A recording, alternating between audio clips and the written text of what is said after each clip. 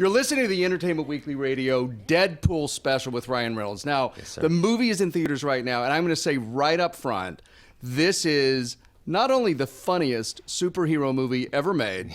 I've done my research. I've thought back, Guardians of the Galaxy, Kick-Ass. I've really looked. This is the funniest one. Pretty damn funny. And the dirtiest. And definitely the dirtiest. It's pretty damn dirty as well, in equal measure. Yeah. And a great Valentine's Day movie. Yeah, you know, this is like right up there with The Notebook. I think people are really going to connect. Really perfect. Yeah, absolutely. Yeah, no, there is romance. It's a romance wrapped in revenge and action and comedy. But yeah. Tell us more about Deadpool.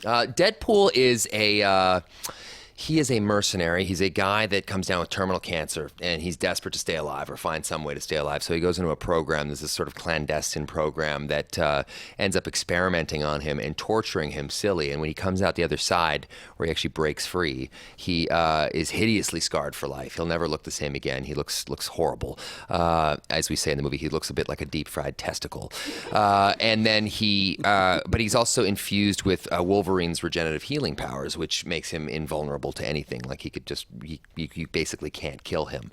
And he's also comes out a little bit nuts. So the movie takes this turn where he's very kind of obviously hyper funny, hyper violent, but very meta, which is what makes Deadpool distinct and unique in the X-Men universe, is that he knows he's in a comic book movie. He makes fun of Ryan Reynolds in the movie. I mean, like there's a meta element to it. What does he say about Ryan Reynolds? He says, someone asked me, my roommate named Blind Al, who's a blind lady that Deadpool lives with, who Deadpool forces to assemble IKEA furniture all day.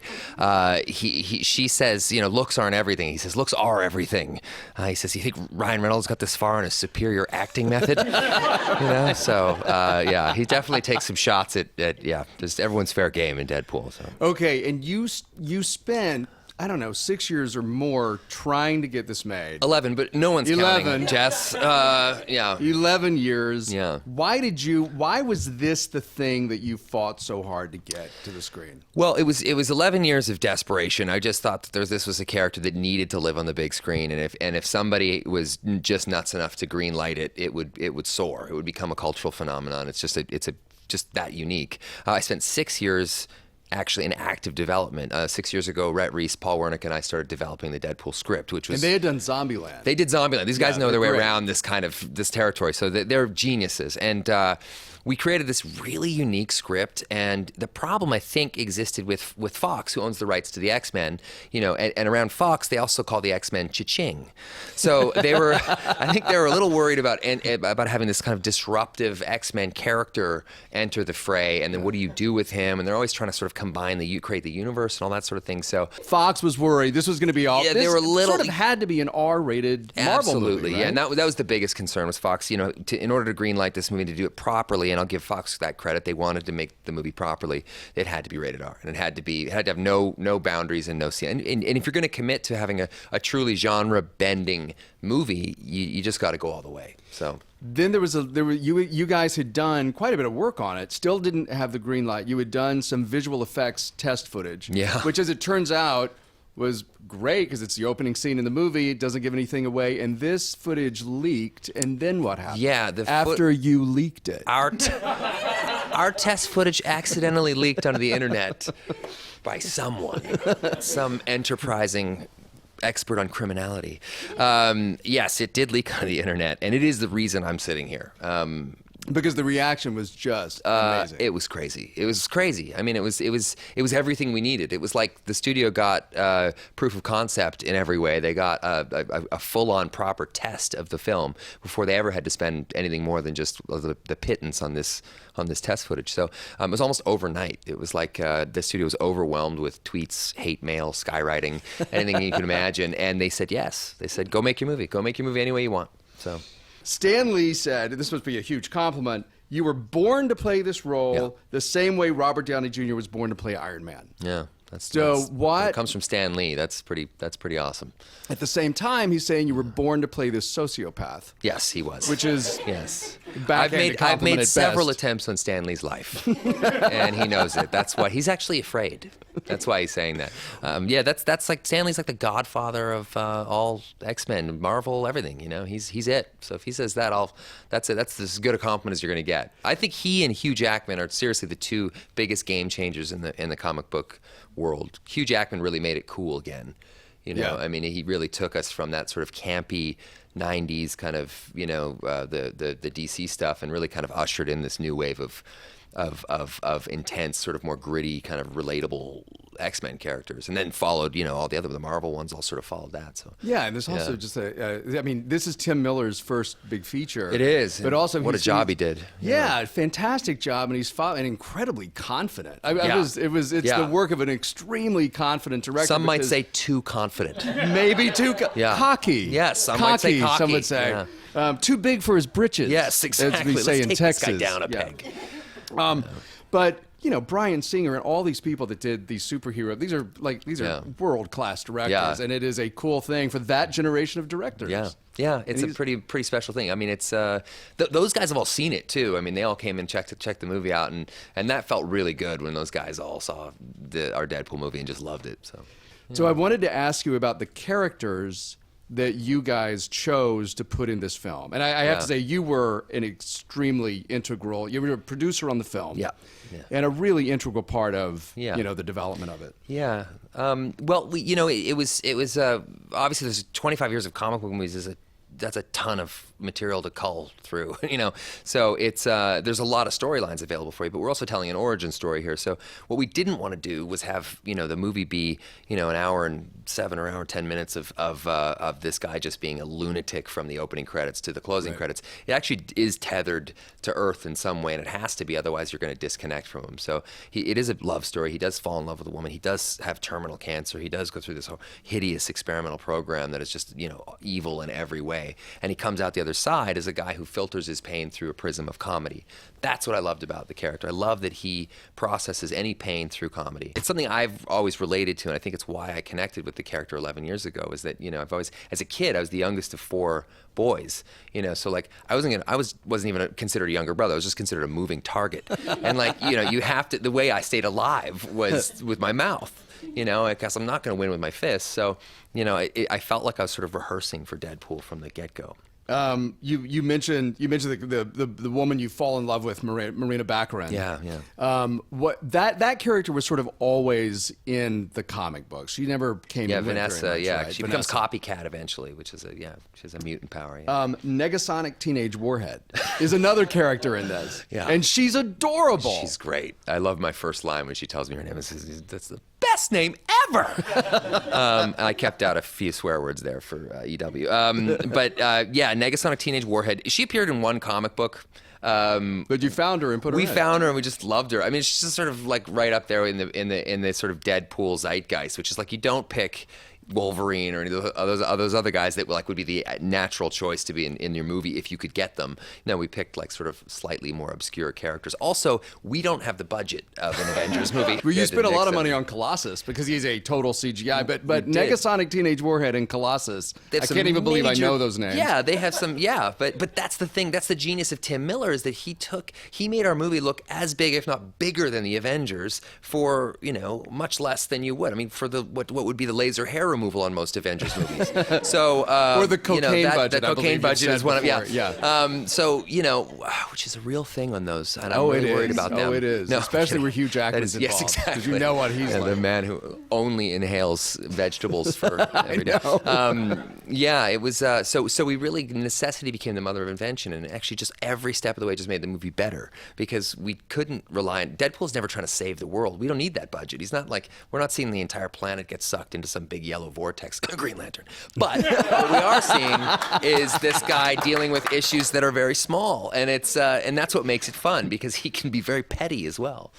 Some of the other characters, Weasel. Speaking of T.J. Miller, this great actor from the best Silicon Valley. The best, yeah. But Why Weasel? Why did you choose that character to put in? Well, he's sort of like Deadpool's sidekick, but he and Deadpool parallel each other in their sort of sensibilities. Weasel is also morally flexible, and Weasel is also very. Yes. So you want to sort of populate the people around Deadpool. You want them to orbit that same kind of edict. They want them to have that same kind of personal code of ethics, which is pretty flexible and shady. So yeah, Weasel is that guy, and T.J. Miller he's one of those guys that I remember when I do this. I come from an improvisational comedy background. TJ makes me look like a wind-up children's toy. I mean, you just turn the camera on him and you just stay the hell out of his way.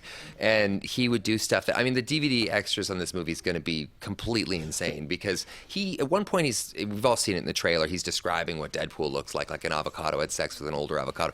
This is just stuff that's in the trailer. In the movie, he goes on a run that just doesn't stop. And then on the DVD, he actually goes to the point where we actually just run out of digital pixels on our camera. Yeah. And that is why he has the significant drug problem that he does. Oh!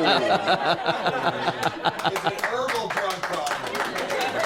There he goes. Oh. See? Within 5 minutes, he has to be seen. He's like a cloud of smoke. He's like a magical woodland sprite in my life. Honestly. Like, I'll be sound asleep at home with my wife and baby, and I'll wake up, and he is 1 inch from my face.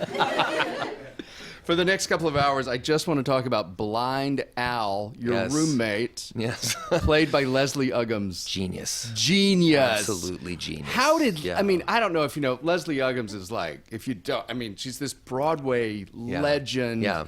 And the last person you would expect to be in a superhero movie, let alone a superhero movie called Deadpool. Yes. And she was game for anything. I mean, she was so much fun, and she's such a talent. I mean, you've probably seen some of her work, but she sang with Sinatra, and she's the real deal. Oh yeah, in every way, and she was just so perfect. She's just absolute. She's the Deadpool's roommate in the movie.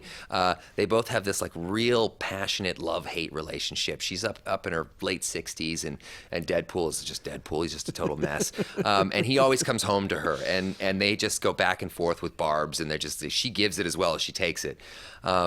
And Deadpool, unfortunately, Deadpool pays the rent, but she has to assemble IKEA furniture all day, and she's blind. I mean, this is like the worst torture you could give to somebody. And they argue back and forth about which pieces of IKEA furniture are better, like the Urvash or the Kulen. Are those real pieces of furniture, by the way? They are. I was wondering. There's a big discussion about IKEA We had the furniture. big, and I went with the Kulen because I always loved saying Kulen in the movie. It's just like when you see Deadpool say it, it just always made me laugh. What do you say when you're leaving? I don't know if we have sound of this. I don't think we do. But when you're leaving to sort of go out for the third act of the film, and you're leaving Blind Al behind. Yeah. What do you say to her? I say to her, if anything happens to me, I want you to know that I love you very much. Oh, and somewhere in the apartment, we've buried 143 kilos of cocaine, right next to the cure for blindness. Good luck. I didn't set that up set that up because the other thing about Blind Al is she loves cocaine. She really misses it. She doesn't. said. She actually, we don't actually, that isn't actually how she's portrayed in the movie. We were just goofing around in one take, and Leslie was like, is there anything else I can say beside this line? I was just like, how about, God, I miss cocaine? And she was like, ooh, I love that. And she just did it, and it's in the movie. So somehow really now good. she's like a cocaine. Did you ever see one of the very first viral videos? This is maybe not the highlight of her career, but it's amazing, and she thinks it's funny. She was on the Washington Mall, Leslie Uggams, at a big event, and she's walking through the crowd, and she's singing "June is Bustin' Out All Over" from Carousel. Do you know about this video? I don't know it. It's all over YouTube. And she forgets the lyrics. And here's what she does. All the little wheels that wheel beside a mill. June is busting out all over. The 10. And the bridges and they hockened up a jeepers out of all the morning glories on the 10.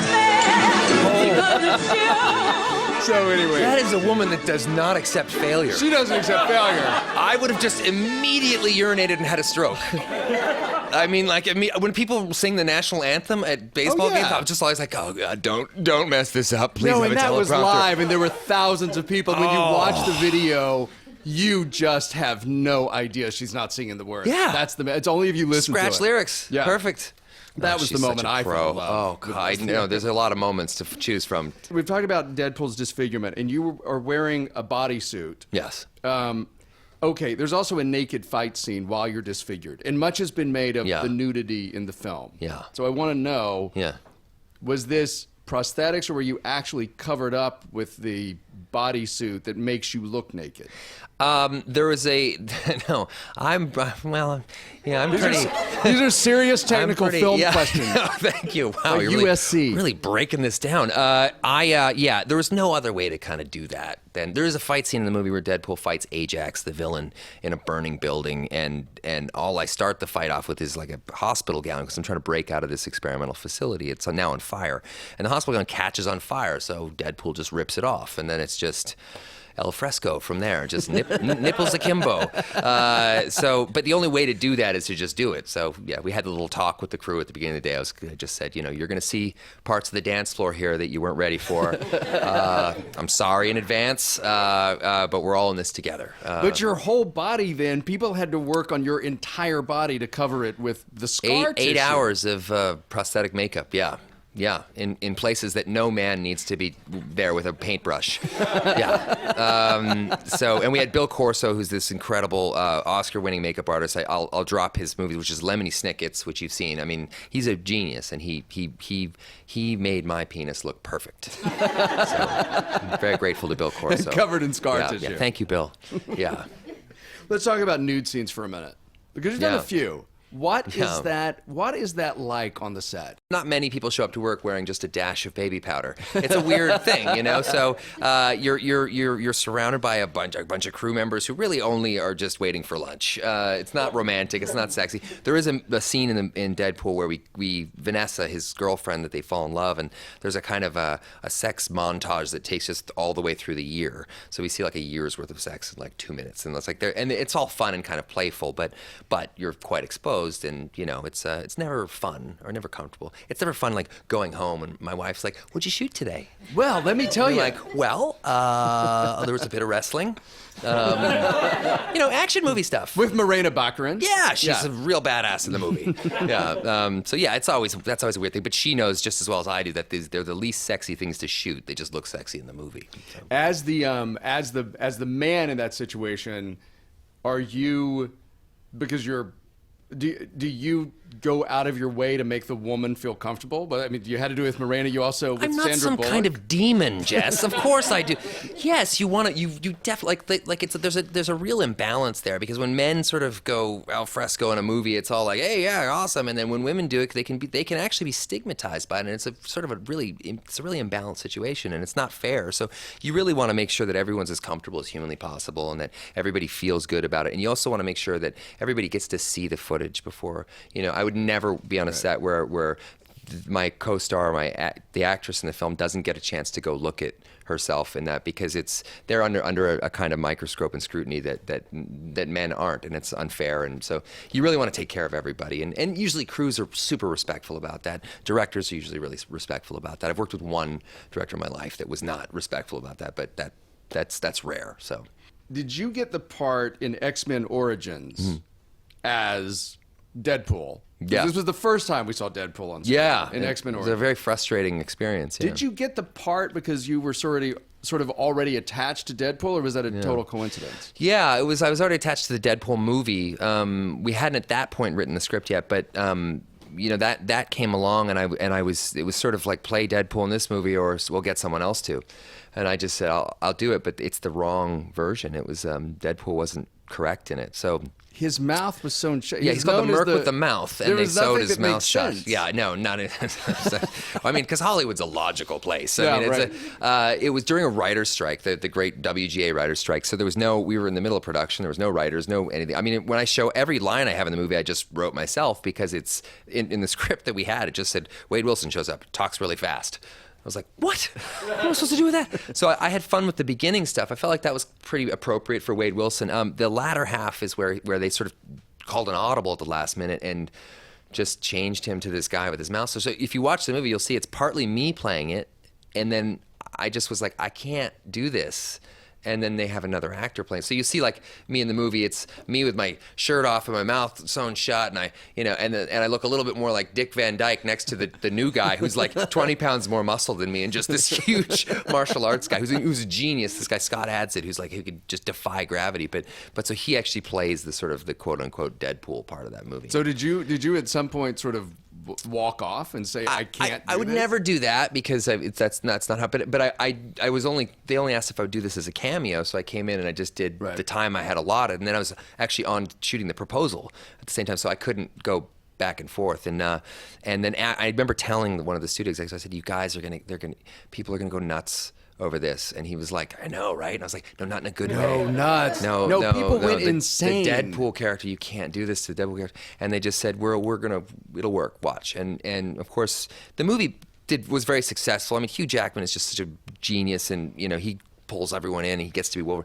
But the Deadpool part, they didn't like at all. Yeah. Oh, God. I remember getting a call from that same executive who was like, "Can you fly back so we can reshoot some of this stuff?" And I was like, "I'm shooting another movie. I can't do it." And he had laser eyes. Yeah, he had laser eyes. Is that from the comic books at all, or was that just something they threw in? That was just something they decided. That's what I thought. Some guy was just like, "You know what would be really cool? Besides this 8-ball I just snorted? let's give him laser eyes. Laser eyes and huge blades that come out of nowhere. And he should fly." No, he shouldn't fly. Let's leave that out for realism.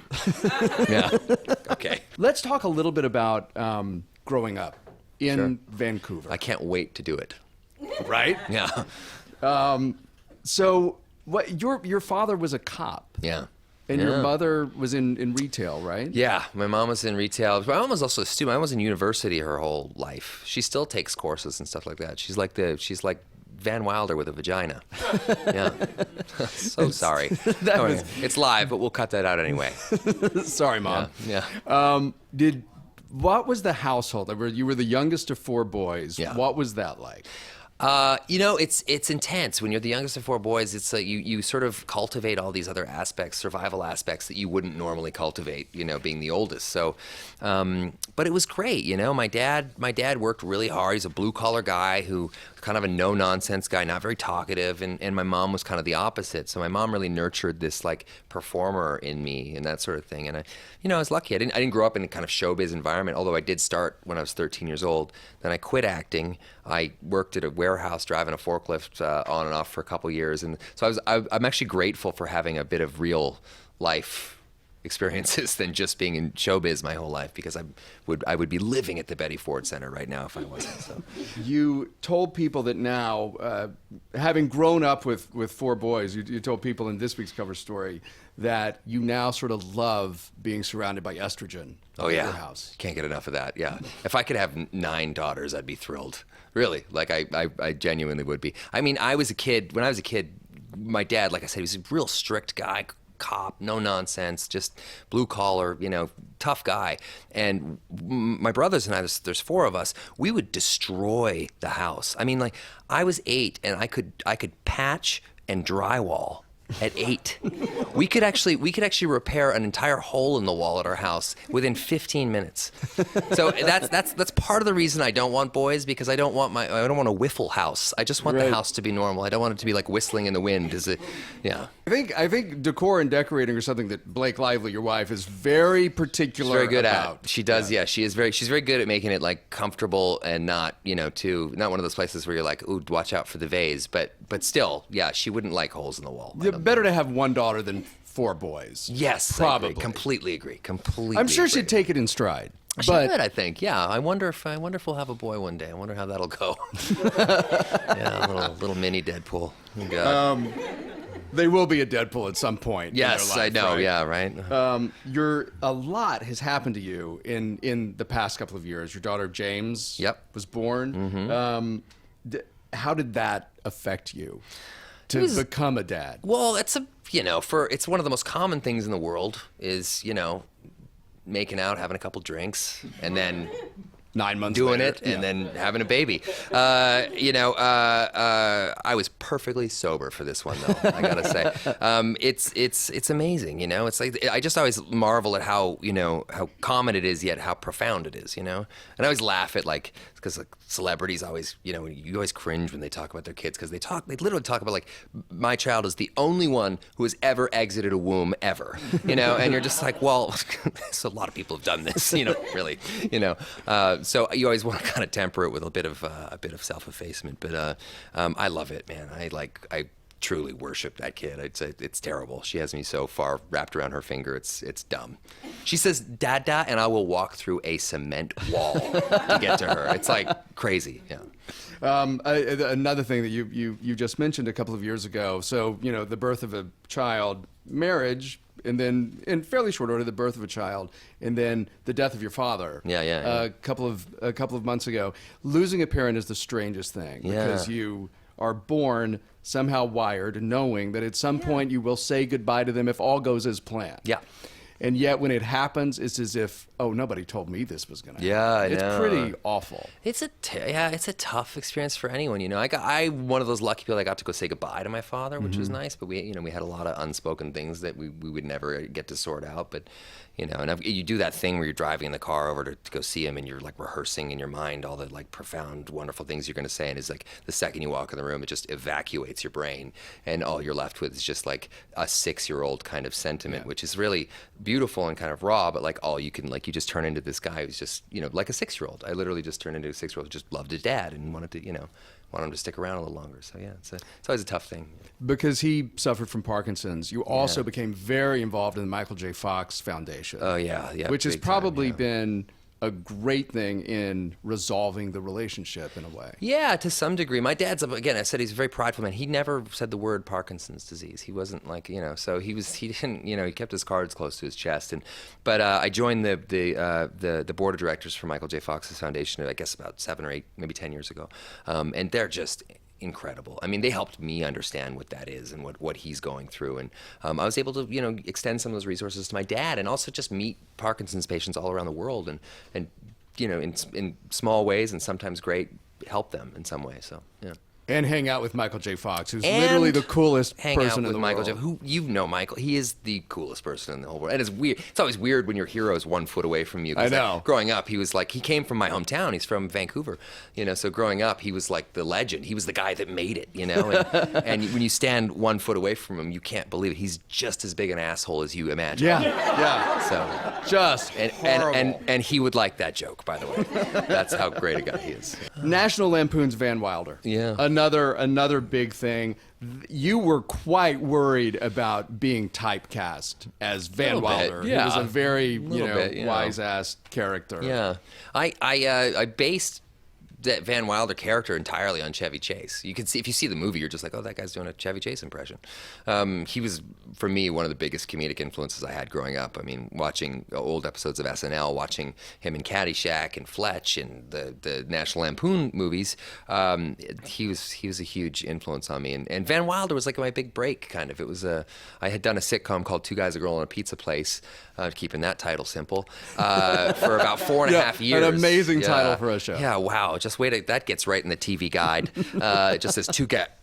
But that was one of my favorite jobs too. I got to do this live audience. I mean, it was a great. Most people on television shows back then would always bitching and moaning about their job, and I'm just like, you're in the 1 percentile of actors that have a job. Stop complaining. It was so much fun, and that cast I got to work with, they were great. They loved it as well. So, The Green Lantern, a movie that many talented people worked on, didn't quite work out. All right, and then we're moving right on to the next question. Moving right along. However, it is the movie where you met your wife. It is, yeah. So it must have some sentimental value. Yeah, there is definitely some sentimental value to that. I mean, look, the movie obviously didn't work, but it's one of those things. I'm one of those few guys. I'm happy to talk about it. I'm fine to talk about it. There's still 150, 200 people that work on movies like that work their ass off, and they're all trying to make it as good as possible. And it just suffers from that typical Hollywood disease, which is that we get a poster, we get a release date, we got an actor, but we don't have a script. But we're just going to start shooting anyway, and that's always tough. It's very hard to dig your way out of that. So off I went. I did it. No regrets. It was amazing. Met my future wife, and we were buddies then. I remember it was funny because for about a year after Green Lantern had come and gone and all that stuff, and we were both single. We went on a double date with. She was on a date with another guy, and I was on a date with another girl, and that was the most awkward date for their respective part because we were just like fireworks coming across the. Yeah. So that was long after it. That was the first time that you thought, oh, there's something. Yeah, it was like long this first after weird. shooting. Yeah, but we were buddies for a long time. She was the best way to. I think the best way to have a relationship is to start as friends. She's an amazing cook. Why wouldn't you be buddies with her? Yeah, exact. Well, because you need to fit into a superhero costume for a little while. Ryan, we have come now to the part of the interview that is called the Kegel Exercise. Oh, I like this. Right? I've been doing them all morning. So you fill in the blank. Uh-huh. Close friends describe me as Loyal. I'd say loyal, yeah. strangers describe me as Extremely disloyal. only I know that I am. Oh God, only I know that I am allergic to Advil. I mean, that's a sort of a weak one, but My last meal would be what? And I'd eat it with who? my last meal would be a Levain's cookie. It's in New York City. They make these cookies. Somebody back there is freaking out. Yeah. Because she knows exactly what I'm talking about, right? Upper West Side. Yeah, I mean they're putting street grade drugs in that cookie. I'm telling you, yeah. That would be my last meal. Yeah. And I'd eat it with. I'd eat with my wife because she feels the same way about it. Yeah. What if you said milk and then it was like hell when you got home? Yeah. The song that always makes me dance is. Oh, the song that always makes me dance is Shoop. It's in our movie, and it's in our movie for that reason because it always makes me dance. Whenever I see people watching Deadpool and that song comes on, all the heads start like popping back and forth. So yeah. The movie I've seen the most times is. Planes, Trains, and Automobiles. The book I would take to a desert island is. A Confederacy of Dunces by John Kennedy Toole. It may be heresy, but blank is overrated. Maybe heresy, but walking into a trap is overrated. I'm really good at. I'm really good at subverting the question. I'm really bad at. I'm really bad at keeping a straight face around T.J. Miller. Everyone knows that on our set. We lost days to me. Yeah. I feel sexiest when I'm. I feel sexiest when I'm in a three-piece suit. Yeah. I would not be caught dead in a. I would not be caught dead alive. I start every day by doing. I start every day by seeing if my baby. I start some baby thing. Yeah. My greatest extravagance is. My greatest extravagance is, God, a lot of people would say pizza or late night chocolates, but it's cocaine. The thing about myself I've learned to love is. The thing about myself that I've learned to love is insecurity. That's a real answer. Yeah, insecurity. Yeah. The teacher I'm most grateful for is. The teacher that I'm most grateful for is, I would say, Mr. Galloway at Prince of Wales High School in Vancouver, British Columbia. What did he teach you? He taught drama, and he failed me. Because I never showed up. But he also had a good sort of come to Jesus heart-to-heart talk with me that straightened me out. So I like him for that. Yeah. I love the smell of. Cookies. Who doesn't love the smell of fresh baked cookies? Yeah. I hate the smell of. I hate the smell of a baby diaper that smells like 7 cars crashed together all at once and is also the third act of Wolf of Wall Street. I could talk for hours about motorcycles, and I could put you right to sleep if I did. You have a lot of motorcycles. I have a few, yeah. Yeah. I like old momotorcycles, yeah. Might also Let's be talk your about the greatest Norton extravagance. 750 Commando. Jess, no, you don't know. Do I that. can sum up my life in this hashtag. I can sum up my life in this hashtag? What the hell's wrong with you, really? Wow. Hashtag here for a good time? I don't know. Hashtag B. Arthur? I don't know. This is very hard. Even better. Wow, yeah. Oh. Oh, this Kegel exercise got me exhausted. This has been the Entertainment Weekly Radio Deadpool special with Ryan Reynolds. Thank you so much. Thank you Ryan. so much. Thank That you was so much. fantastic fun for me. Thank you. Deadpool is in theaters right now. It's hilarious. Congratulations on the movie, and Thank you, thanks sir. for spending all.